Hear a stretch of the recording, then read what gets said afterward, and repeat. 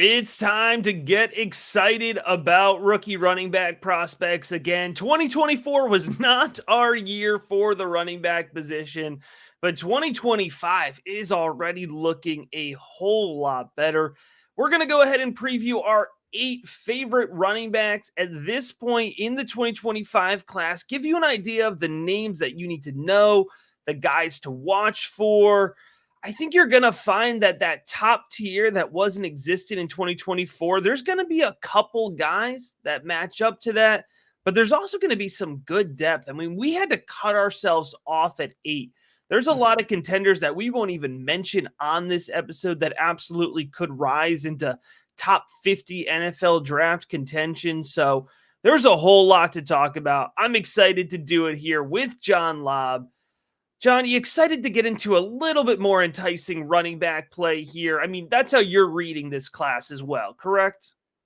Oh, next to last year's class, Matt, this class is loaded. And dare I say, it may be better than the wide receiver class. Just to give an example, Matt, you and I have discussed and I've gone over the statistics. 200 pounds is a pretty important threshold for NFL fantasy production. The numbers are overwhelming, and players at the Power 4 programs. In my top 10 right now, Matt, all of the running backs are over 200 pounds, and basically they're between 5'9" and 6 feet, which gives them a near perfect BMI. And I only have one player who is outside of the Power 4. This class is loaded, and dare I say, there's no little scatbacks right now on the horizon if you're looking for an NFL running back, if you're an organization. All right, well, let's go ahead. Let's get into it here. We're going to start 8 and work our way up. And we're going to start with Trevor Etienne out of Georgia. He played his first 2 seasons with the Florida Gators, but now is going to transfer and be either the lead back or a 1A, 1B type situation for the Bulldogs. 5'9", 213. Lead us into the Bulldog running back, John. You know, I'm a huge Bulldogs fan, and as far as their running backs for the NFL. However, Matt, they have not been fertile grounds for fantasy ball carriers in the last couple of years. The program has not had a 1,000-yard rusher since DeAndre Swift in 2019, so that's before COVID. And they have had no runners selected in the first round since Sony Michel with the Patriots in 2018. So it's been a long time, and I can go back to Herschel Walker, Terrell Davis. There's just tens of great NFL running backs who come from Georgia. But after losing the top 2 runners last season, the Bulldogs plucked Trevor Etienne out of the transfer portal. And the newest member of the Bulldogs is poised for a huge season ahead. Their running back room, I'm not in love with it, and they don't have a proven commodity. So I think Etienne's going to be the guy. Over the past 2 campaigns in Gainesville, he produced 1,472 yards rushing on 249 carries. And Matt, he had 30 catches for 238 yards. He also scored 15 times. He's 5'9", 213. Matt, that size and BMI is really nice.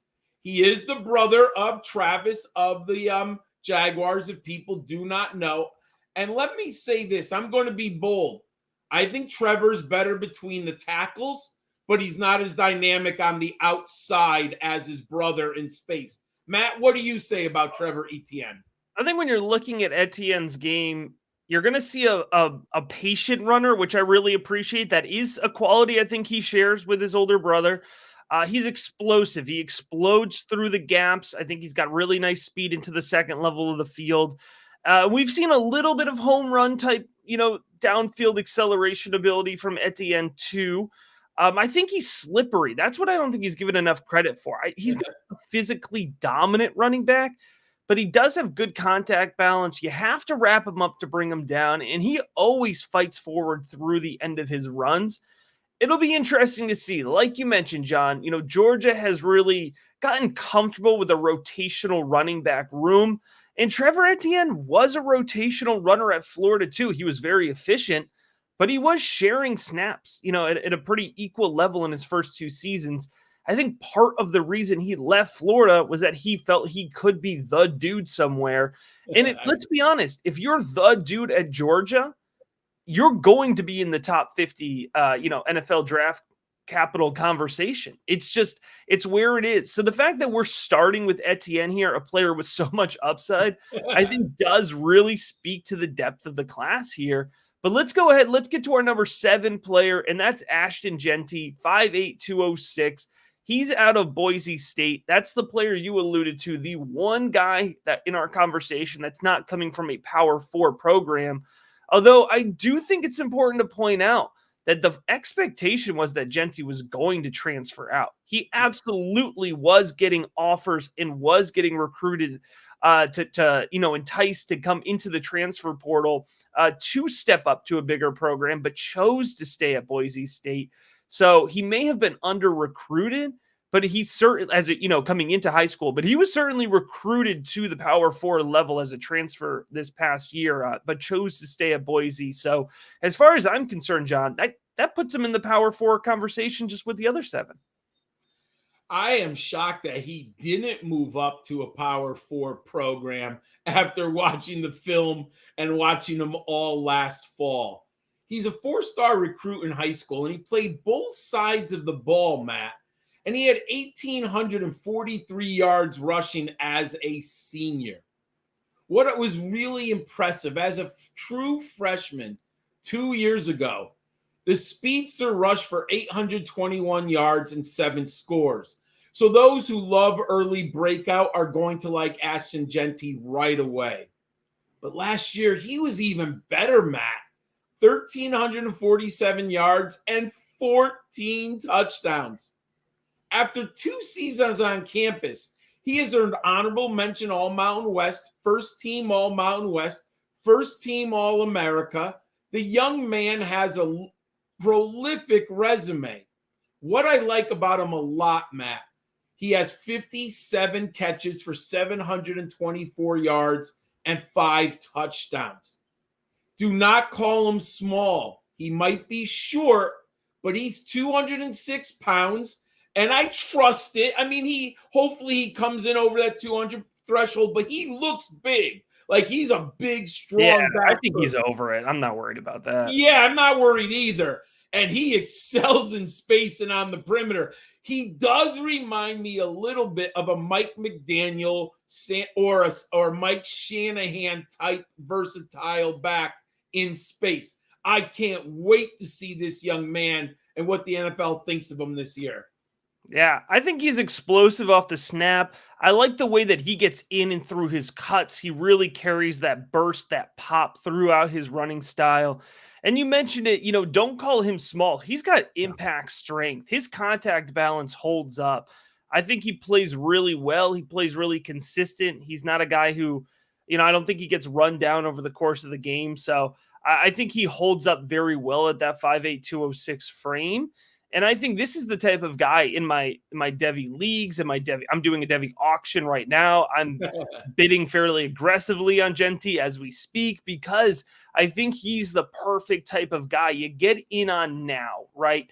Once you get into the season and he's draft eligible, folks are going to pick up on his name. People are going to know Ashton Jeanty. And so if you're playing in a league where he's not really as well known, now is the time, if you have the ability, to add him to your Devy roster. But if not, just know this name from a dynasty perspective.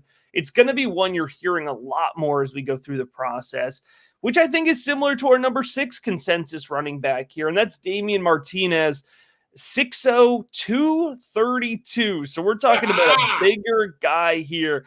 And I got to tell you, I watched a decent amount of Oregon State live, and I appreciated it. But I went back and I watched the Oregon State tape, the Damien Martinez tape, and I got excited about this guy, man. Like, putting him running back 6, it almost feels disrespectful to me. I could see him finishing, in my final rankings as a top 3 running back even in this class.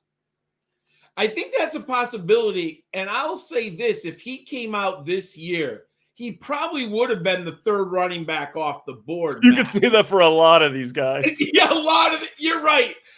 And he looks like an old school back. I'll say this, on a spectrum of outcomes, he has Jerome Bettis as a ceiling, but he also has Braylon Allen. Now, we don't know what his NFL career looks like, but his draft stock did fall. So I think we have a really wide range of outcomes. I love how he runs. And I think not a lot of people on the East Coast have stayed up late enough to watch Damien Martinez kick off a game at 10:30, 11 o'clock. And he was on the Beavers. And let's be honest, the Beavers haven't been an outstanding team. They've been good, but they're not unbelievable. So you probably didn't get eyeballs on him. Man, he made a very wise business decision. He went to the University of Miami. A, the Miami desperately needs a back. B, he's going to be on television much more often at prime time slottings, especially if the Hurricanes are winning football games in the ACC. How good was he at Corvallis? He rambled for 2,167 yards on 355 attempts. Matt, he's a bell cow. And he scored 16 times. The NFL is going to like that. In 2022, he earned the freshman offensive player in the Pac-12. And last year, he was named first team all Pac-12. He surpassed the century mark 6 times, and he failed only to exceed 80 yards twice. So we're talking about a dominant physical player at the point of attack who has shown at the NFL that he can carry the load. I think he has very good vision and patience for a bulldozing runner. I think the NFL is going to like him a lot, and he seems to be going under the radar. I've seen people have him outside their top 10. Matt, what did you like when you said you broke him down again? Yeah, I agree with the vision comment. I think he sees the field well. I think he's patient off the snap, but I love his contact balance. You mentioned 232. Sometimes that's a wasted strength or, extra weight, I should say, on top of that, but he carries his strength very well. He's got good contact balance. And sometimes even at 6'0", it's a little on the taller side. Those guys could stand up straight. I don't think he does that. I think he runs very well. And I love his lateral ability to be 232 and move the way laterally that he does. He's got quick feet. He's explosive. You can see him make guys miss. And when there's open space, he's going to go ahead and hit that open space. That decisiveness is a really underrated quality, I think, in running back prospects. So, like I said, the more I watch Damien Martinez, the more I'm excited about him. He's going to have a chance. Folks are sleeping on the Miami offensive line. The Miami offensive line. Yeah, it might be a top 10, top 5 offensive line in the country. Like, he made a really smart choice going to Miami. That momentum's going to build if he's performing well and Miami's getting 9-10 wins. I know this doesn't sound like the most concrete stuff, guys, but I'm telling you, it matters when we're talking about value and the types of guys that find themselves higher up in the class. So I'm excited for Damien Martinez. I think having him, us having him at running back 6 and the consensus even lower, that's the floor. I think it's only going to go up here from Damien Martinez. But, man, I'm glad we're talking about running back 5, Devin Neal. 5'11", 210 out of Kansas. I got to tell you, this one broke my heart when he decided not to declare for the 2024 NFL draft because I was driving the train, man. I had already finished the Devin Neal film review. I didn't have to go back and add any new film because I don't think there was any left that I had not watched. I love Devin Neal's film from 2023 here.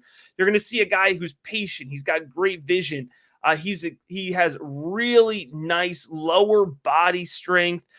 He's able to anticipate space well. He's got excellent cutback ability. He has light feet. He's reliable in pass protection.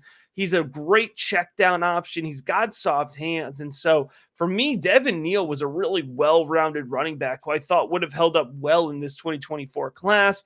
But I get it. He was a 4-star guy. He chose Kansas when nobody expected him to choose Kansas as a recruit. And they offered him a really nice NIL deal to come back and have one last run in a wide open Big 12. I understand the pitch. I understand why he came back.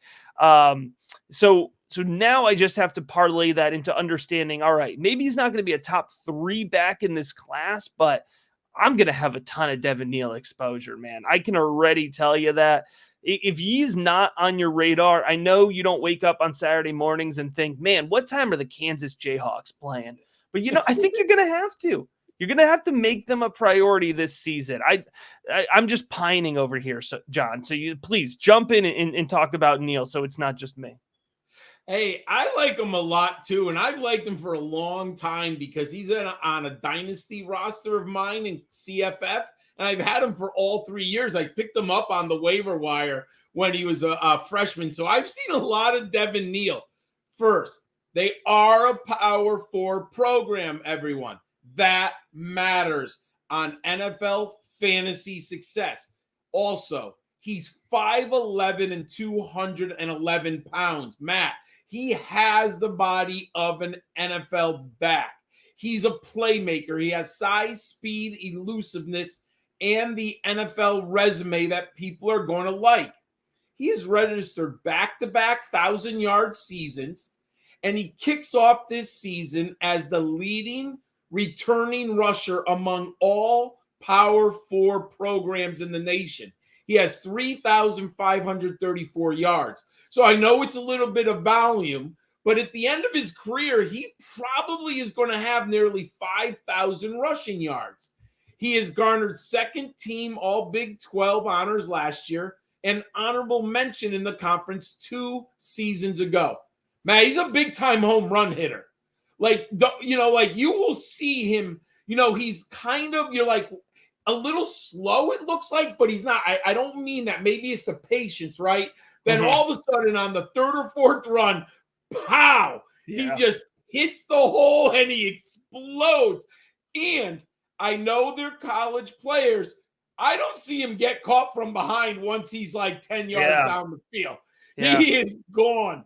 What I like about him, he has 52 receptions, 457 yards, and 3 scores. Couldn't agree with you more, Matt. He's an immediate 3-down back at the NFL level. I think he's going to skyrocket up draft boards. I like Neal a lot.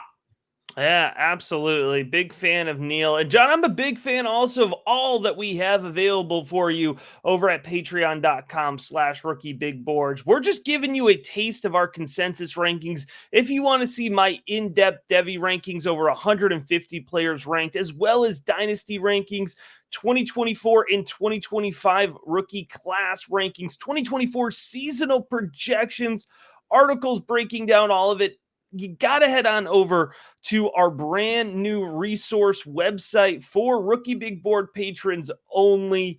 The best value out there to get ahead of your league mates. Again, it's just $5 a month over at patreon.com/rookiebigboard. Get in on the action, get in on the Discord, and get ahead of your league mates. Here we go, John. Moving on to running back 4. That's going to be your guy, Ollie Gordon. I'm surprised you didn't wear the jersey for the episode. I know you're a big fan of him. 6'1", 211, coming out of Oklahoma State, and he just lit the college football world on fire last season.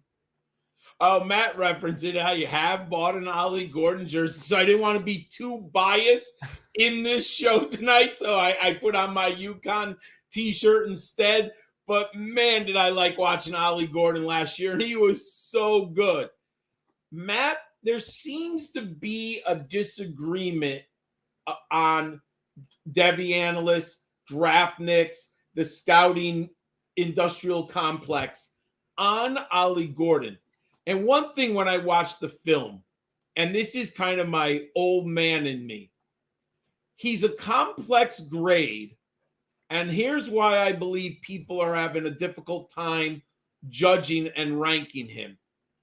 He reminds me of Le'Veon Bell and Breece Hall at Michigan State and Iowa State. They were both extraordinarily patient runners. So is Ollie Gordon. So I think when you watch the film of Gordon, you think he's not working hard. You might think that he doesn't see the whole, or that he's not being like the vision isn't there. But if you stay with him, Matt, you begin to realize his brilliance is in this extraordinary patience and finding these slippery creases. Like, part of it is, I think, the run scheme at Oklahoma State. He got blown up a lot. When you watch Ollie Gordon, you see a defensive guy right at him, boom, and he's got to jump out of being tackled. But then watch the next play. He'll avoid with his lateral quickness. He'll find a crease, and he explodes upfield. He's so much better than Chuba Hubbard coming out of Oklahoma State in my book. I don't know yet if I'm going to put him in the Breece Hall and the Le'Veon Bell bucket. But remember, there were a lot of Breece Hall detractors, Matt. Not everyone was on the Breece Hall bandwagon. And I think Le'Veon Bell went in the second round, if my memory serves me, coming out of Michigan State to the Steelers. Not everyone was in on Le'Veon Bell. So Ollie Gordon, what do I love about him? Hey, man, I don't know what happened at Oklahoma State. They didn't give him the ball the first 3 games of the year. And there were rumors. They didn't know what they had. Like, there were rumors last summer, and then the coaching staff was enlightened. What they decided to do, Matt, was finally give the young man the ball, and he just went nuts. He surpassed the 100-yard mark in 9 of the team's final 11 games. He had back-to-back performances with 250 yards rushing. He had 285 carries for over 1,700 yards and 21 touchdowns. More importantly, 39 receptions for 330 yards and a score. Matt, he's a 3-down back. He's a goal line back. He's a big back. He's a patient back. Watch the film. Matt, I think he's a very good NFL prospect. What do you say after you looked at him in more detail? It's hard to add anything to that. Here's the thing. For me, when I'm watching Ollie Gordon, right, like I see the explosiveness, and I'll call it downfield speed, right? Oh. I think you've correctly identified, and this is where it's helpful to have the context of college football, right? I do think it's one of the value added that we bring to our analysis, right, is that we have watched just a stupid amount of college football, right? And when you consume that much, you start to understand, right, maybe why a prospect looks the way they do. That context is so crucial. You can't pull it out of a spreadsheet, right? And so when you think of the Oklahoma State offense, like you said, John, it could be a little bit slow to develop, right? Oh, yeah. So as you mentioned, at times that results in him getting blown up, but also at times that just means he needs to wait for that space to create. And I think when you look at it that way, he's understanding and adapting to the scheme that he's put in. And so he's doing what he needs to do. Like, he didn't play the first 3 games of the season. He didn't play, like, that was his debut for college football, right? So he's still young. He's still developing. And that's what makes Ollie Gordon so exciting. On top of that explosiveness, the one thing that really jumped out from the tape for me, and I'm glad you mentioned the receptions number, he's got good hands, man. Oh, he does.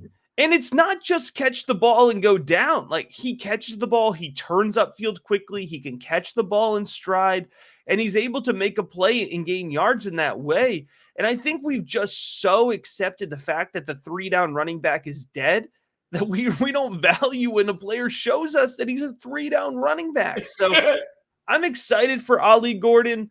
I do think he's somebody who is going to build momentum and build value over the course of this season. So we're going to be absolutely watching him, just like we're going to absolutely be watching our 3rd-ranked consensus running back. And I don't know about you, but I think this is the most difficult guy to rank for me right now. And it seems like generally everybody I talk to, you could ask 10 analysts at this point, they're going to have 10 thoughts on Nicholas Singleton, the running back at Penn State. 6'0", 210, as a true freshman, he had the production. He's had some really good pops and flashes. You cut up his highlight reels, and you're going to get 5 to 10 really nice runs, but the consistency isn't there. His running back mate, Quinshon Allen, has been overall more productive, especially last season. We're not even talking about Quinshon Allen in this episode, which some people may take offense to. There's a lot to dissect with this guy, John. But at the end of the day, I think he's landing in our preseason top 3 because it's our preseason top 3. And when you're doing a preseason ranking, you're going to lean into the upside a little bit. Am I reading this right? I think you are, and I kind of call it the scouting paradox. You really like a player, and you believe in the player and his skill set. And then something occurs over a year, so it's not a small sample size, where the player didn't exceed your expectations, or reach them, I should say. Did not even reach your expectations, let alone exceed them. So then how do you evaluate this young man? So this is a paradoxical player, and I've had a difficult time too. In 2021, Singleton was named the Gatorade National Player of the Year, people. He had 2,059 yards and 44 touchdowns in high school. Matt, I don't watch a lot of high school tape. It's just not my thing. I like to see him compete at the NFL level. Obviously, Jeremiah Smith, who we'll talk about, I've seen high school tape because he's the 5-star top level guy. So I watched Nicholas Singleton some film. I got clips and cutouts of him, and he was unbelievable in high school. I was all in. Drafted him all over the place in college fantasy football. Look back, he has a track and field background, 100 meters, 200 meters, and 4x100 meter relay squad. I mean, the speed's there, the size is there, the breakaway. I mean, he's just really interesting player. He enrolls at Penn State. Hey, he had 1,000 yards as a true freshman. I was all in, Matt. And I thought for a true freshman, that was a very, very, very eye-opening season. He established a school record for rushing touchdowns with 12, and he averaged 6.8 yards per carry. Matt, Penn State's a prolific running back program. So you see this great film. Yes, but he was an 18-year-old or 19-year-old freshman, so there's room for growth. Unfortunately, Matt, he was bad last year. I'm not going to sugarcoat it. He was bad. I don't know if it was his vision, his patience, the way the offense used him. It just was not pretty. You mentioned it. His teammate, Quinshon Allen, on advanced statistics and a per touch basis was better. But I don't give up on Singleton yet. Only 2, he's starting his 3rd year. The Nittany Lions changed offensive coordinators. And Matt, they shut down their spring practice. And they were vanilla in the, what do they call it? Blue and white spring game. Yeah, blue-white game. They did nothing. Like, literally showed you nothing.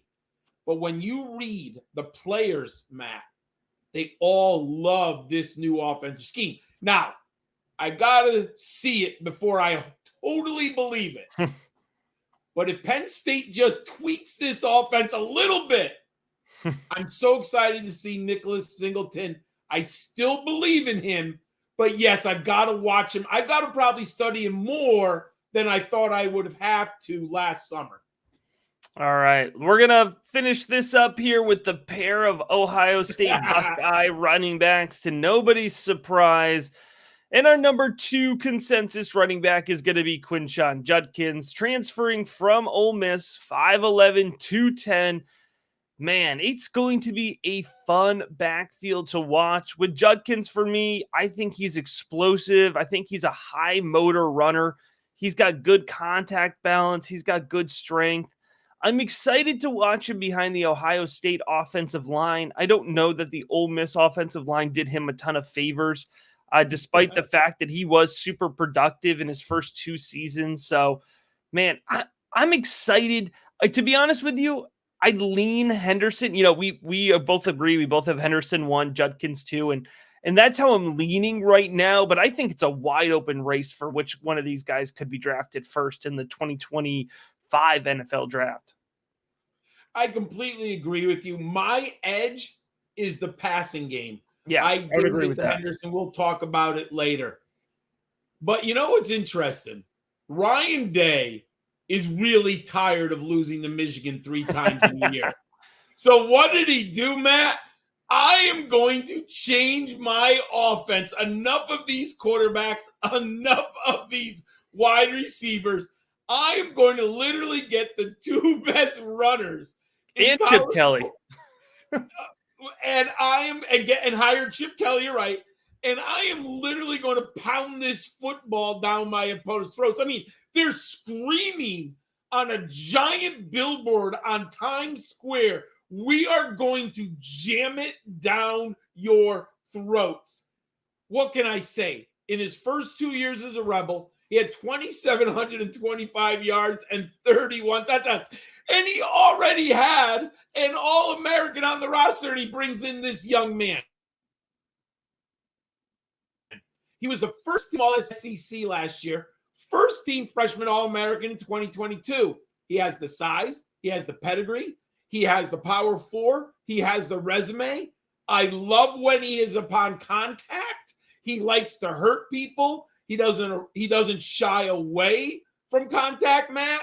And I think he has very good contact balance with quickness. Like there are clips where you're like, how did he avoid that linebacker in the hole like that?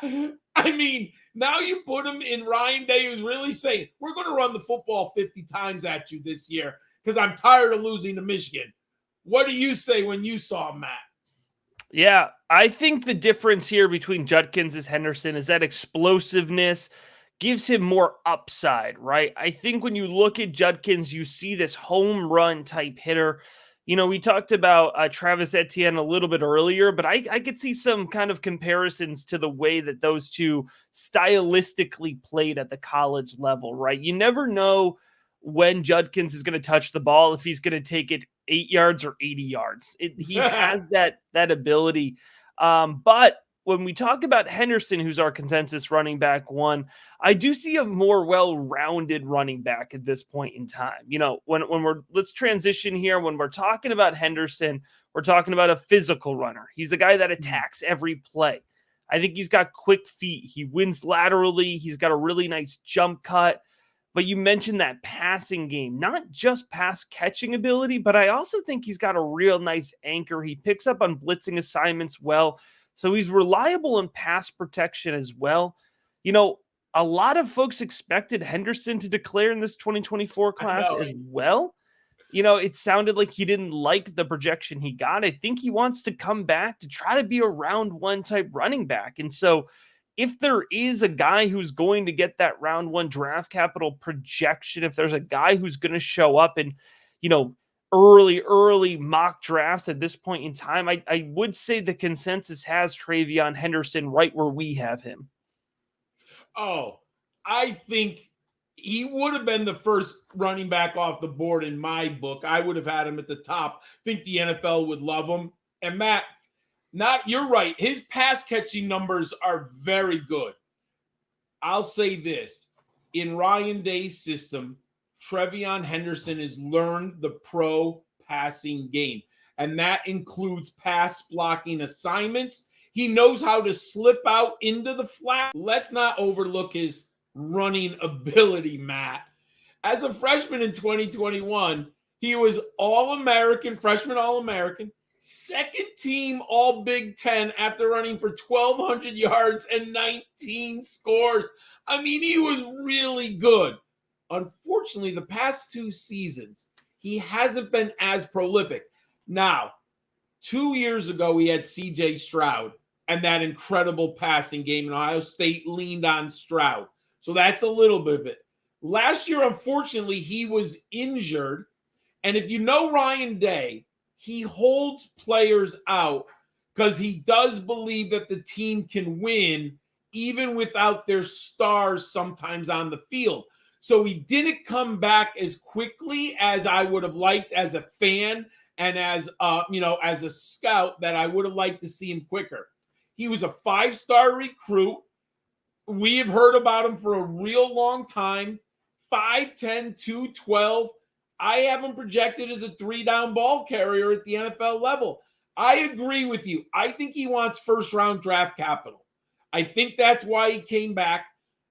Look, in last year's class, he would have been number 1 at my board and very likely the first player off the board. Matt, I'm a Michigan guy. I can't wait to see this Ohio State run game this year because Ryan Day and Chip Kelly are just telling us they are going to run this ball like Ohio State did under Woody Hayes. The only difference is they're going to get it on the perimeter, which we have not seen because these two backs are too explosive. All right, there you have it, our top 8 running backs. At this point in the 2025 NFL Draft, if you're watching on YouTube, drop a comment. Let us know what you think about these rankings. I'm sure you think they're perfect, so let us know that for sure. Give the video a like. If you're watching, we appreciate, or I should say, if you're listening, we appreciate you. Drop that subscribe. And whether you're watching, whether you're listening, make sure you head on over, if you have not already, to patreon.com/rookiebigboard to get access to those Devy rankings, those dynasty rankings, those rookie rankings, the Rookie Big Board Discord, and so much more. Thanks for watching, everybody.